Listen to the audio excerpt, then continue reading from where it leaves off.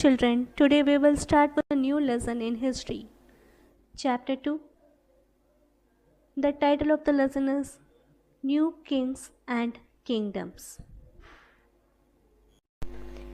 Synopsis of the lesson. In today's class, we will study about the Rashtrakutas, the Gurjara, Pratiharas, and the Palas. In the previous chapter, we studied how the medieval period saw large scale changes in the society. The medieval period is the period between the ancient period and the modern period. It encompasses the 6th to 16th centuries. So, in the previous chapter, we studied how the medieval period saw a large changes in the society. In this chapter, we will study how various kings and kingdoms came into India. As population grew and people started to travel for food, water, and trade, they came across smaller and different regions. So, as people started to move from one place to another for food, water, and trade, they came across some smaller and different regions. Those who had the power and support waged wars, that is, they proceeded wars, and this is how newer and more kingdoms emerged. Emerged means come into view.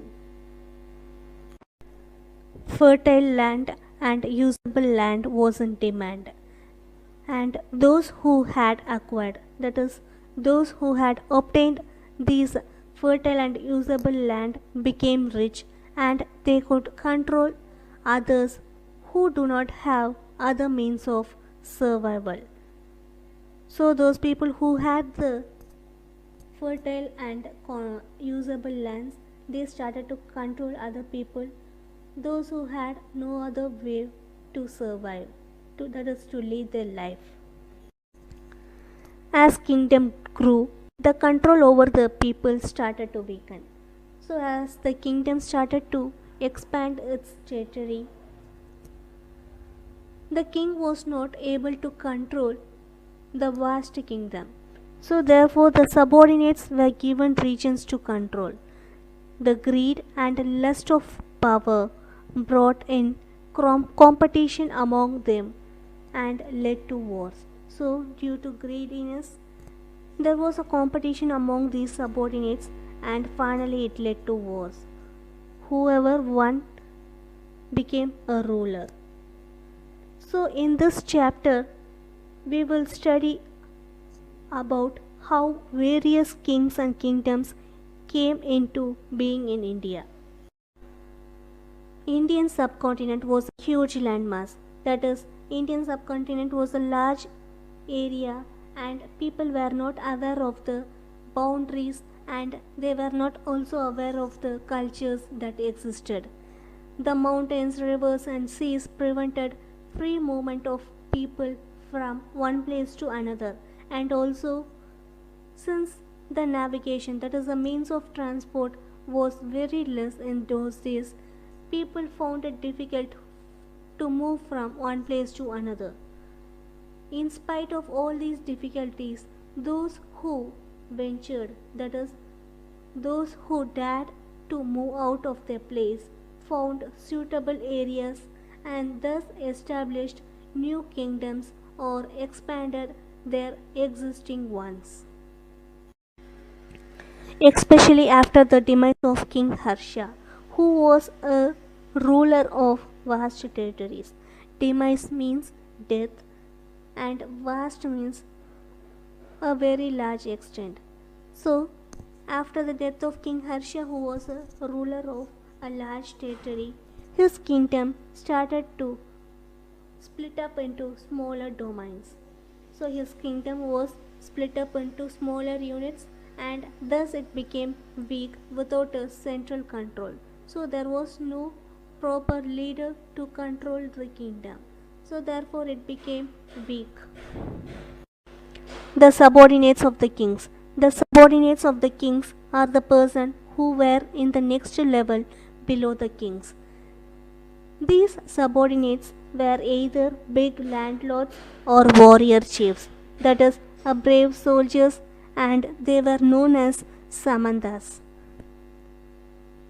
The subordinates were required to govern small portions of a kingdom.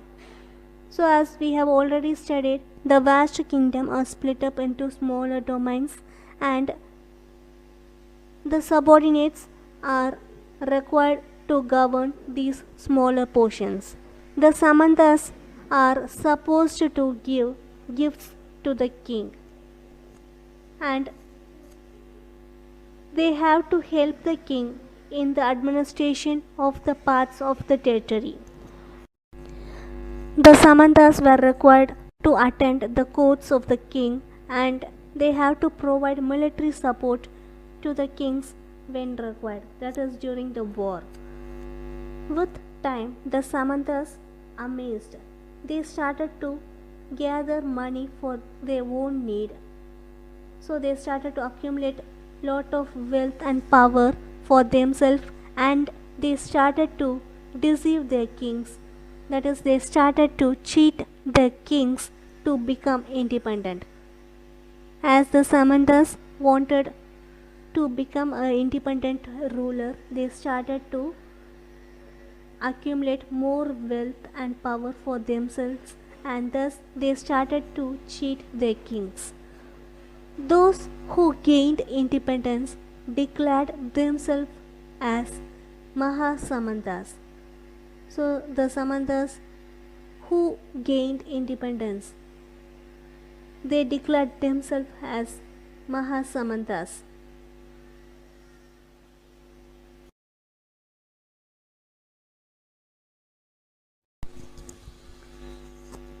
A famous example of this is the case of Danti Durga. He was a Rashtrakuta chief who overthrew means remove forcibly from power. So he defeated the Chalukya king or overlord, and he performed a ritual. Ritual is a religious ceremony.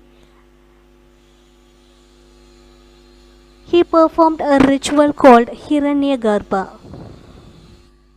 There were also other Brahmins who gave up their basic professions, and they started to rule the kingdoms and became kings.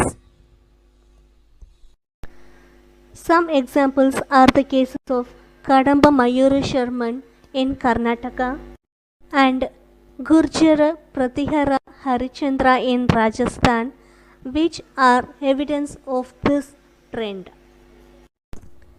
The Rashtrakutas.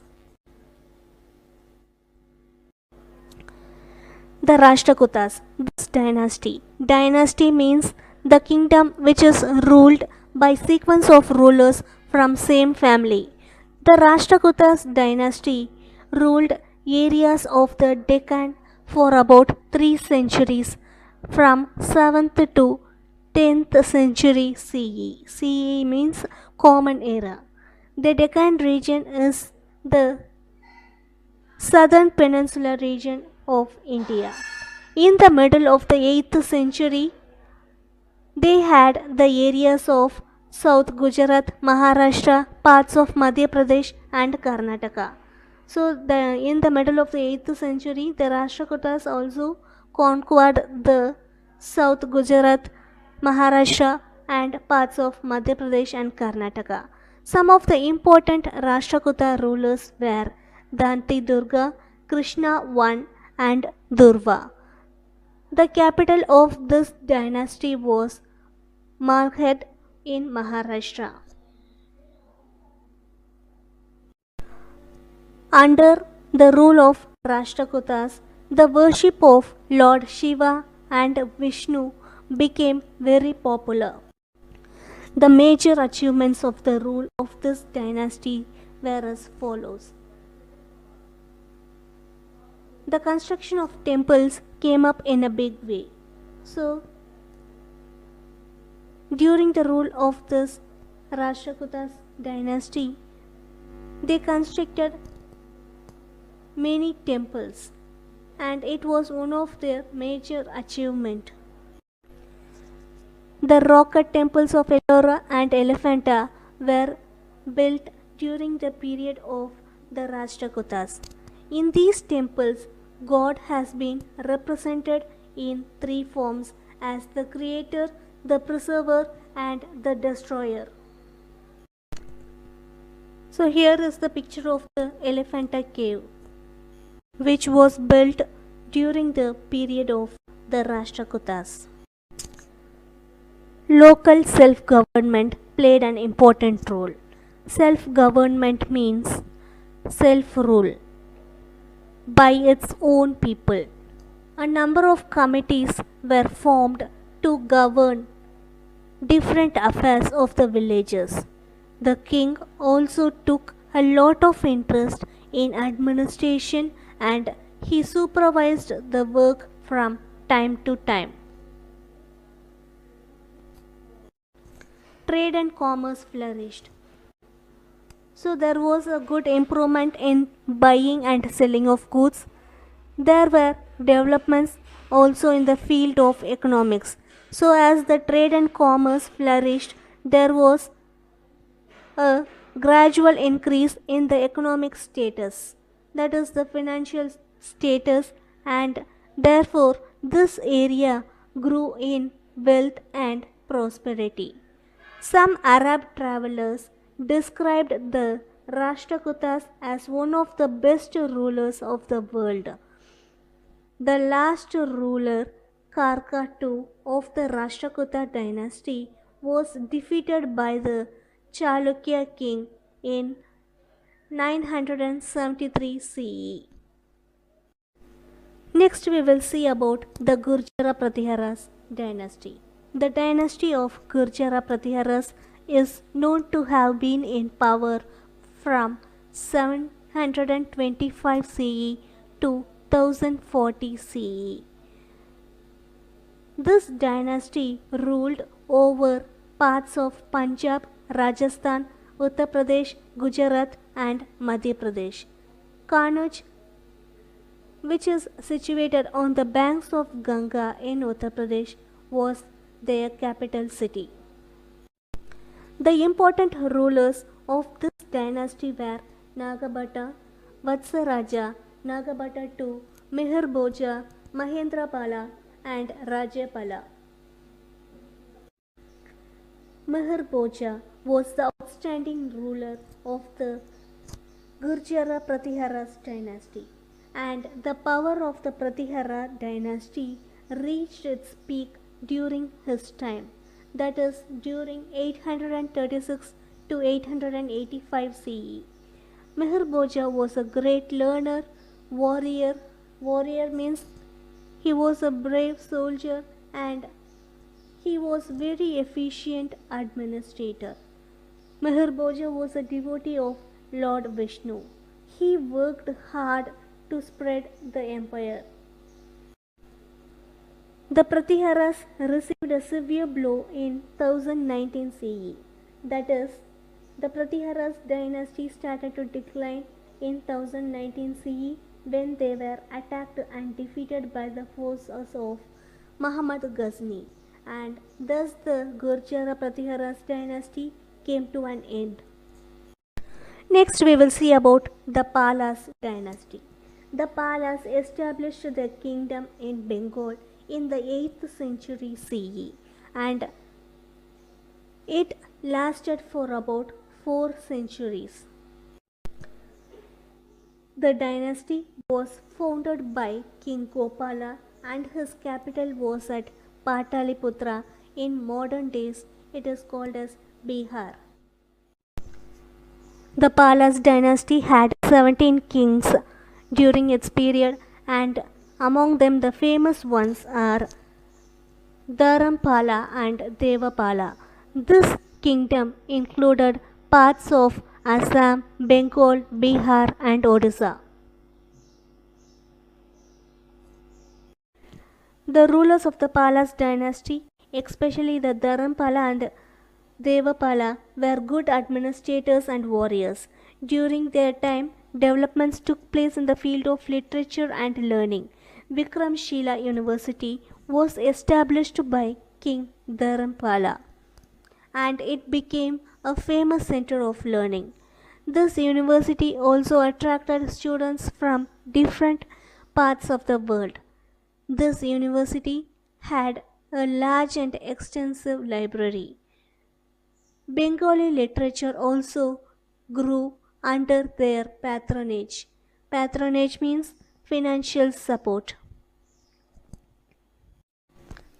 Palas also revived Buddhism. Revived means gave new strength. So the Palas started to renew and give new strength to the Buddhism and they built a number of monasteries. Monasteries are the buildings where the monks live. Monks are the member of religious community. The Palas at the same time they were also tolerant towards Hinduism. That is, they also showed some willingness towards Hinduism. The power of the Pala received a blow in the middle of the 12th century at the hands of Vijayasena, who was the founder of the Sena dynasty.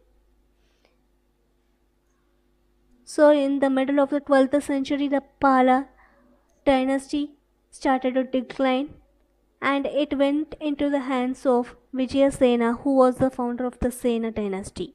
Lakshman Sena, who was another ruler of the Sena dynasty, was defeated by a Turkish invader named Bakhtiar Khalji.